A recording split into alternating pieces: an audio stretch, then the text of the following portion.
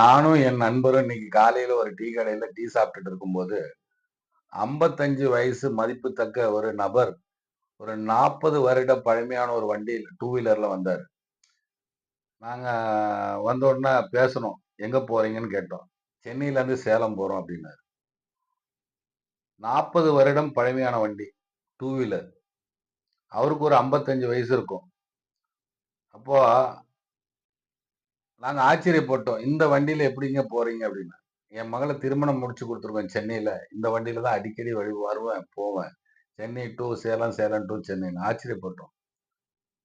நான் அப்புறம் நாங்க அவரு ஆச்சரியப்பட்டோனே அவரு ஒரு வார்த்தை சொன்னாரு.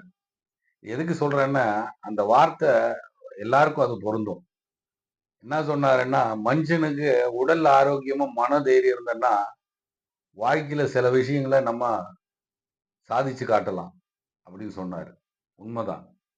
மனுஷனுக்கு மெயின் உடல் ஆரோக்கியமும், மனதைரியம். இது 2 இருந்தா நெறைய விஷயங்கள நம்ம சாதிக்கலாம். உண்மதானே?